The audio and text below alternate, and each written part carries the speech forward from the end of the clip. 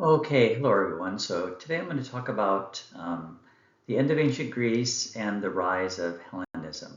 And I made this a very short lecture because we've gone through quite a bit in this class, and I just wanted to sort of wrap things up by talking about what was happening during this particular period. Now, I showed you this slide before where you've got the Alexander the Great's empire being broken up by these three generals. You've got the Ptolemies, and it turns out that each one of these starts their own sort of dynasty, if you want to call it that, like the Ptolemaic dynasty in Egypt, which dies out with Cleopatra.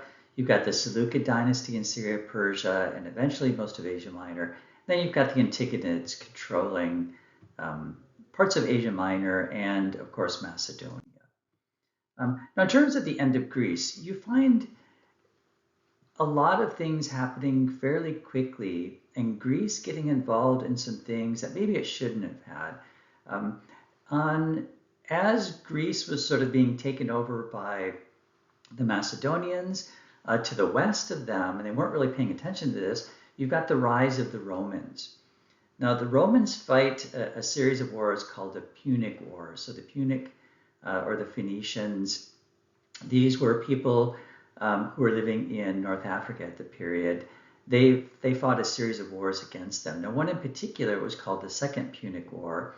And this was a big war between Rome and Carthage, which was the major city in North Africa at the time.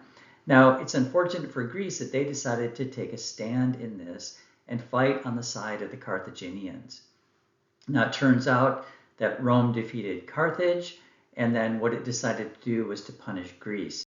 And it started a series of wars with the Greeks called the Macedonian Wars. Eventually, what happened is the Romans kept sending more and more troops, and if you know anything about Roman history, they had a pretty great military. By the time 146 BC comes around, really there is no independent Greece anymore. So all of Greece was made a province by the Romans. And then you've got Asia Minor being captured. And then Egypt was ultimately captured by the Romans. And this is really the last stand for the Greeks. And then finally, you've got the Romans annexing this territory. And that really is the end of Greece when it becomes Roman territory. Now, again, I've made this really short. We could have a whole class just on the Punic Wars and the end of Greece, but I just wanted to make this sort of quick and very simple.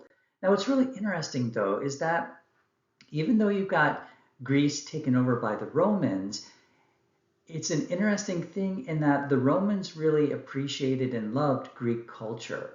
So you have something called the rise of Hellenism, and we talked about this very early in the class that the Greeks were called the Hellenes. So Hellenism is really sort of Greek ideas and culture spreading through the area and sort of taking over Roman culture.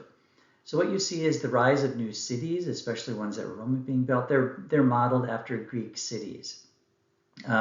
You've got the Greek language. It did not die out when the Romans took over. In fact, I've got a little down at the very bottom here, I've got education. What we find is that wealthy Romans also wanted to speak Greek. So they brought in lots of Greek tutors, or really forcing people to come in from Greece into Rome as slaves, teaching them how to speak Greek and their children how to speak Greek. A lot of interesting designs from Greek government were adapted by not only the Romans, but surrounding areas. And, you know, I've talked a little bit about this before when we talked about the colonization effort that was done by the Greeks in the 8th century and 7th century BC, where you've got a lot of Greek architecture being built in Italy, in Sicily, and in areas in Europe. The Romans sort of wholesale took over a lot of these ideas of what buildings should look like. So you've got temples and theaters that are really Greek design, but are by the Romans. And the Romans took over some of the ideas of Greek warfare. And I also just talked about education, where philosophy became very important in the Roman Republic, Roman Empire.